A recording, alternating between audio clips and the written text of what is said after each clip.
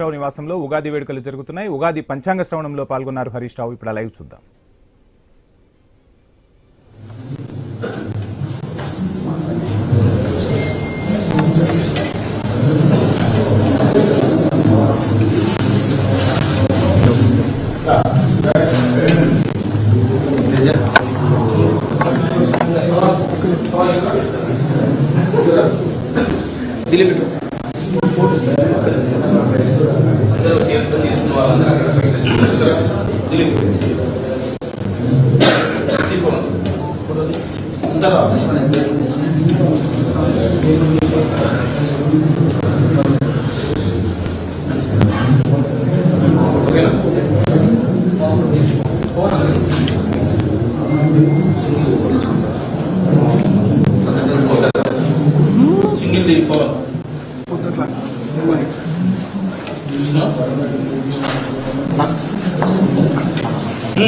Isso é bom.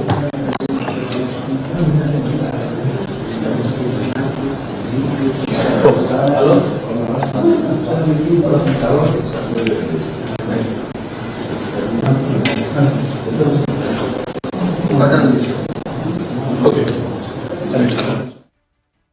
రాజు గురువు అయ్యాడు. బృహస్పతి కాబట్టే ఇవాళ గురువారం పండుగ వచ్చింది మనకు. రాజు బృహస్పతి, మంత్రి కుజుడు, ఇద్దరు మిత్రులు. అందువల్ల రాజు మంత్రి ఎప్పుడైతే పరస్పరం మిత్రులో కేంద్ర రాష్ట్ర ప్రభుత్వాలు పరమ సఖ్యంతో స్నేహభావంతో ప్రజాహితమైన వైపున అడుగులు ముందుకు వేసేటువంటి పరిస్థితి ఈ సంవత్సరం ఉన్నది. రాజా గురువు కావడము చేత ఇంకో విశేషం ఏమిటంటే ఈ వర్షలగ్నము జగల్లగ్నాలని మనం పరిశీలించినట్లయితే మనకి ఈ సంవత్సరం వర్షపాతము చాలా విస్తృతముగా ఉన్నది. నిన్ననే దానికి శ్రీకారం అయింది. మనం అందరం చూస్తున్నాం. నిన్ననే వర్షం ప్రారంభమైంది. అంటే వచ్చే ముందే ఒక జయధ్వానం అన్నమాట. అందువల్ల నిన్ననే వర్షం ప్రారంభమైంది. పాడి పంటలు చాలా చక్కగా ఉంటాయి. రాష్ట్ర ప్రజలందరికీ చాలా అభ్యుదయహేతువుగా ఉంటుంది. ముఖ్యముగా యువతకు చాలా ఆశాజనకమైన పరిస్థితులు, వాతావరణాలు, ప్రభుత్వం యొక్క సహకారము చాలా ఉంటుంది ఈ సంవత్సరము. అలాగే జగల్లగ్నము వృషభము కావటం వల్ల స్త్రీలందరికీ కూడా చాలా అభ్యుదయహేతువుగా ఉంటుంది ఈ సంవత్సరం. ఇటువంటి విశేషాలు. తర్వాత గురువు ఎప్పుడైతే రాజుగా ఉన్నాడో భాష, సంస్కృతి మనం చూస్తూనే ఉన్నాం గత సంవత్సరం నుంచి.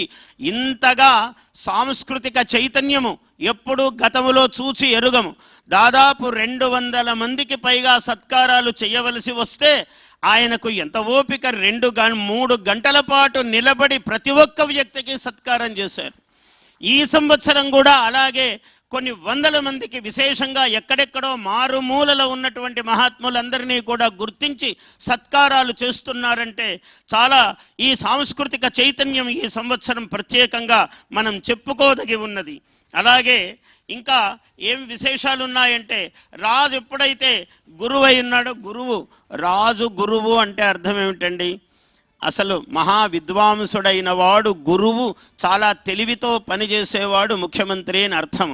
అంటే రాజు ఆయన ఈ సంవత్సరాధిపతి ఎలా అయ్యారో గురువు మనకు హైటెక్ గురు ముఖ్యమంత్రి. కాబట్టి గురువేమో మనకు రాజు ఈ సంవత్సరానికి, హైటెక్ గురు మనకు ముఖ్యమంత్రి అయ్యారు. ప్రభుత్వము చేసే పనులు ఈ సంవత్సరము ఏమేమి సంకల్పాలు చేస్తారో, ముఖ్యముగా ఈ దేవతల నగరి, అది దేవతా నగరి, అది విశ్వనగరి, ప్రపంచములో గొప్ప నగరముగా ఎన్నిక కావడానికి, ఒక గుర్తింపు పొందడానికి ఈ సంవత్సరము పాలకులు, ప్రభుత్వము తీసుకునేటువంటి అనేకమైనటువంటి విశేషాలు. ఆర్థిక బలము కూడా ఈ సంవత్సరం చాలా బాగుంటుంది. బుధుడు మంచి అనుకూలముగా ఉన్నాడు, అర్థమును కలిగించవలసిన వాడు. ఆర్థిక ప్రగతి ఈ సంవత్సరము ఎలాంటి తడుముకోకుండా అటువంటి సహకారాలు ప్రభుత్వానికి లభిస్తాయి. ఇది చాలా గొప్ప విషయం. ఎందుకంటే మహాలక్ష్మీదేవి యొక్క కృప ఉంటేనే ఏ పనులు జరగడానికైనా. ఇంకో ముఖ్యాంశం ఏమిటంటే గురువు ఎప్పుడైతే రాజై ఉన్నాడో యజ్ఞ యాగాది క్రతువులు మామూలుగా మానవులందరూ చేసుకోవలసిందే. ముఖ్యంగా ప్రభుత్వము కూడా ఆ దిశగా నడవాలి. దానికి చాలా సౌకర్యం ఉన్నది. ఇవి ఎప్పుడైతే చేస్తామో ప్రజలకు ఎటువంటి ఇబ్బందులు లేకుండా, కారణం ఏమంటే వర్ష మనకు లగ్నాలను సూచించినట్లయితే అంతర్జాతీయంగా అంతర్దేశీయంగా పరిస్థితులు కొంచెం అంత బాగా జూన్ 2వ తారీఖు వరకు ఉద్యోగులకు చికాకులు, అధికారుల వల్ల ఇబ్బందులు, ప్రతి విషయమున ఆందోళన ఉన్నప్పటికీ జూన్ దగ్గర నుంచి అక్టోబర్ వరకు అభివృద్ధినిచ్చేదిగా ఉంటుంది. రావాల్సిన ఎవరికండి ఇది మిథున రాశి వారికి రావాల్సినవన్నీ కూడా వసూలు అవ్వగలవు. ఈ విధంగా మిగిలిన మాసాలన్నీ కూడా ఆర్థిక విషయాలన్నీ కూడా ఇబ్బందికరంగా ఉంటాయి. స్థిరాస్తుల విషయంలో పేచీలు జూన్ దగ్గర నుంచి డిసెంబర్ వరకు ఉండవు, కానీ దాని తర్వాత సమయంలో ఉండేందుకు అవకాశాలు ఉన్నాయి. కాబట్టి మిథున రాశి వారు ఖచ్చితంగా కొంత జాగ్రత్తలు పాటించుకోవాల్సిన అవసరం ఉంది. అమ్మవారి ఆరాధన అత్యావశ్యకంగా చెప్పాల్సినటువంటి అవసరం ఉంది. ఎక్కువగా అమ్మవారి ఆరాధన చేసుకోవడం వల్ల మిథున రాశి వారికి అన్ని విధాలుగాను బాగుంటుంది. అయితే జూన్ దగ్గర నుంచి అక్టోబర్ దాకా ఉన్నటువంటి సమయాన్ని ఈ మిథున రాశి వారు సద్వినియోగం చేసుకోవడం వల్ల మిగిలినటువంటి సంవత్సరం అంతా కూడా వారికి దాని మీద ఉత్సాహంగా రోజులు గడిచిపోతాయని చెప్పడానికి అవకాశం ఎక్కువ కనిపిస్తోంది. అదేవిధంగా కర్కాటక రాశి వారికి ఆదాయం 2, వ్యయం 11, రాజపూజ్యం 4, అవమానం 7. ఈ రాశివారు ఎక్కువగా ఆగస్టు 2 నుంచి కుజ సంచారం ప్రతికూలంగా ఉంది కాబట్టి కొద్ది శ్రద్ధ చూపించుకోవాలి. దుర్గా సప్తశతి శ్లోక పారాయణ, లక్ష్మీ నరసింహస్వామి కవచ కరావలంబ స్తోత్రము మీరు చదువుకోవడం వల్ల వీరికి ఉపయోగం ఉంటుందండి. దాని తర్వాత సింహరాశి వారి పరిస్థితి చూస్తే వీరికి ఆదాయం 5, వ్యయం 5, రాజపూజ్యం 7, అవమానం 2.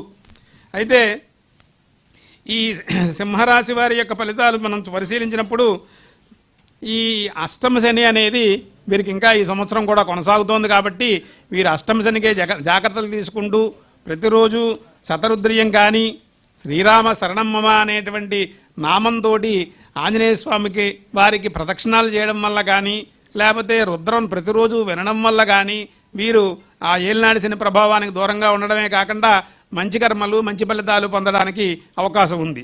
అదేవిధంగా కన్యారాశి వారి ఫలితాలు తీసుకున్నప్పుడు ఆదాయం 8, వ్యయం 11, రాజపూజ్యం 3, అవమానం 3. ఈ సంవత్సరంలో శని వీరికి కొద్దిగా వ్యయప్రయాసలు ఎక్కువగా కలిగించేందుకు అవకాశం ఉంది.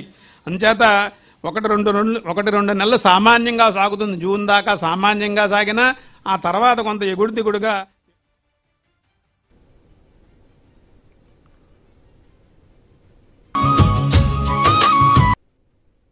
విజయవాడ తుమ్మలపల్లి కళాక్షేత్రంలో ముఖ్యమంత్రి చంద్రబాబు పాల్గొన్నారు. ఇప్పుడు ఆ వేడుకలను లైవ్ ద్వారా చూద్దాం. 21 మంది ఉపనాయకులలో 16 మంది నాయకులు మనకు అక్కడ చాలా శుభాస్పదంగా ఉన్నారు. అందువల్ల ఈ సంవత్సరం ఎక్కువ శుభాలకే అవకాశం ఉన్నది. మన రాష్ట్ర ప్రగతి చాలా విశేషంగా ఉంటుంది. ప్రజలందరూ ఆనందించేటువంటి సన్నివేశమే ఉన్నది. ఇటువంటి వైభవాలన్నీ కలిగినటువంటి సంవత్సరము. ఈ ఆదాయ వ్యయాలు ఇవన్నీ కూడా సహజముగా మనం సమీక్షించుకోవలసిందే. శాస్త్రమునెప్పుడు ఉల్లంఘనం చేయరాదు, తేలికగా మాట్లాడరాదు. పంచాంగం ఏముందిలేండి, అదేముందిలేండి అని మనం అనుకోరాదు. ఎందుకంటే సర్వము మన సర్వశక్తులు కాలాధీనములై ఉన్నాయి. కాలము ఏష కాలహ నిరాకృతి అన్నాడు. కాలము అన్నియుంచేయును అన్నాడు. కాలము చెయ్యనిది లేదు ఈ ప్రపంచములో. ఏదైనా చాలా గొప్పగా ఉన్నదంటే వాడి టైం అండి అలా ఉందండి అంటారు. ఏదైనా బాగాలేదంటే టైం అండి అని చెయ్యి కిందకి అంటాం. ఏదైనా టైము అంటే కాలమే అన్నింటికీ గొప్పది. అటువంటి కాలము సర్వోన్నతముగా సర్వోత్తమముగా మనకు అద్భుతమైనటువంటి అనుగ్రహాన్ని ప్రసాదించాలి అని కోరుతూ అటువంటి కాలము మనకు సర్వానుగ్రహప్రాయముగా ఉండాలని ఆ కాలస్వరూపుడైనటువంటి పరమేశ్వరుణ్ణి ప్రార్థిస్తూ నేను కాలము గురించే చెప్తున్నాను కాబట్టి కాలమును ప్రతి సెకను కూడా లెక్కగానే నేను పాటిస్తూ నా భాషణాన్ని స్వస్తి ప్రజాభ్యః పరిపాలయంతాం, ఎందుకంటే మొట్టమొదట ప్రజలకే స్వస్తి అన్నాడు శాస్త్రములో కూడా. పరిపాలయంతాం వెంటనే ఎక్కడికి వెళ్ళాడంటే రాజులు ధర్మముగా పరిపాలించాలి ప్రభువులు. స్వస్తి ప్రజాభ్యః పరిపాలయంతాం న్యాయేన మార్గేణ మహీం మహిషాః. ప్రభుత్వం ఎప్పుడైతే ధర్మప్రదముగా ప్రవర్తిస్తుందో ప్రజలందరికీ క్షేమం కలుగుతుంది అన్నారు. అలా చాలా నిత్యోత్సాహముతో వయస్సును లెక్కం చేయకుండా ఒకే మాట చెప్తాను. ఆయన కాల కిరీటధారి మన ముఖ్యమంత్రి చంద్రబాబు నాయుడు గారు. కాలమును కిరీటముగా మలుచుకున్న మహాప్రతిభాశాలి. అందరికీ అలా చేత కాదు, చాలా కష్టము. మనము ఆదర్శముగా తీసుకోవాలి. ఏమిటంటే కాలములో అనేక ఒడిదుడుకులు ఉంటాయి. ఎటువంటి పరిస్థితినైనా ఎన్నుకొని నిలబడి దాన్ని కిరీటముగా మలుచుకోగలవాడే మహనీయుడవుతారు.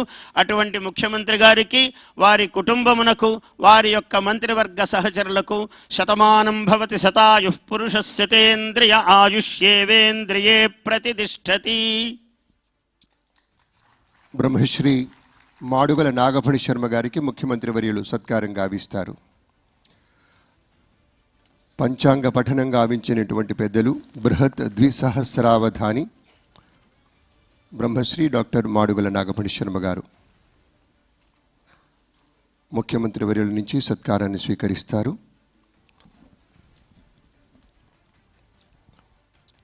ముఖ్యమంత్రి గారే సంయుక్త ఆంధ్రప్రదేశ్లో వారికి అవధాన సరస్వతీ పీఠానికి అక్కడ శిల్పారామంకి ఎదురుగా ఉన్న స్థలాన్ని కేటాయించారు. అవధాన పీఠం. ఆ పీఠం పక్షాన స్వామివారికి మన ముఖ్యమంత్రి వర్యులకి తిలకధారణం చేస్తూ ఉన్నారు మాడుగుల నాగఫణి శర్మ గారు.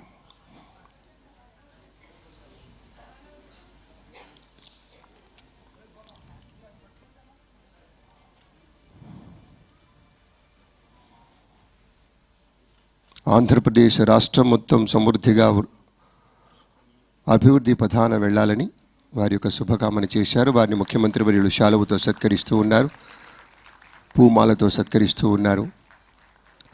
నూతన వస్త్రాల బహూకరణం జరుగుతోంది. అవధాన సరస్వతి బ్రహ్మశ్రీ డాక్టర్ మాడుగుల నాగఫణి శర్మ గారికి ఇప్పుడు ప్రత్యేకంగా ఇది ఉగాది నూతన వత్సరం. మనకి తిరుమల తిరుపతి దేవస్థానం వారి పంచాంగం ఆవిష్కరణం, దాని తర్వాత వ్యవసాయ పంచాంగం ఆవిష్కరణం, ఆ పిమ్మట ఉద్యాన శాఖ వారి నుంచి ప్రత్యేకంగా ప్రచురించిన హార్టికల్చర్ పంచాంగం ఒకదాని వెంట ఒకటిగా ముఖ్యమంత్రి వర్యుల కరకమలాల మీదుగా ఆవిష్కృతం అవుతాయి. దాని తర్వాత మన కల్చర్ డిపార్ట్మెంట్ నుంచి యాన్యువల్ ఈవెంట్స్ క్యాలెండర్ కూడా లాంచ్ చేస్తారు. శిల్పారామం క్యాలెండర్ కూడా లాంచ్ చేస్తారు. శిల్పారామంకు సంబంధించి గౌరవనీయురాలు మేడం కిందనే ఉన్నారు మంజులారెడ్డి గారు. అమ్మ ముందుకు రండమ్మా, వేదిక మీదకి రావాల్సిందిగా మీకు వినమ్ర మనవి. కళలని సాకల్యం చేసుకోవడానికి అవకాశం 100% భగవంతుడు ప్రేరేపిస్తాడు, భగవంతుడు ఇస్తాడు అని చెప్పడానికి అవకాశం ఉంది. అయితే మన జాతకం ఎప్పుడైతే ఆర్ద్ర నక్షత్రం యొక్క జాతకం ఎప్పుడైతే వీక్గా ఉందో ఆ సమయంలో రోహిణీ నక్షత్ర జాతకం బలంగా ఉండడం చేత తప్పనిసరిగా వారి యొక్క జాతకం మన మీద కొంత ప్రభావం చూపిస్తుంది. కాబట్టి ఈ సంవత్సరం కూడా మీరు అనుకున్న వాటిలోకి ముందుకు వెళ్ళడానికి అవకాశం ఉంది. ప్రయత్నం చిన్నగా ప్రారంభిస్తే అది పెద్దగానే పూర్తవుతుంది అని నేను సభాముఖంగా చెప్పగలుగుతాను. అయితే వ్యక్తిగతమైనటువంటి జాతకం కూడా కొంత దానికి బలీయమైనటువంటి శక్తినిస్తోంది. ఇక్కడ నేను చెప్పిన అంశాల్లో 2 అంశాలు మనకి అనుకూలమైనటువంటి అంశాలుగా మీరు వారికి సజ్జల రామకృష్ణారావు గారికి ఆల్రెడీ చెప్పడం జరిగి ఉందండి. సో అందుచేత ఈ సంవత్సరం ఒక మంచి పునాది పడుతుంది, ఒక మంచిని మీరు పొందగలుగుతారు అని నేను 100% సభాముఖంగా దేవుడి ముఖంగా చెప్పగలను.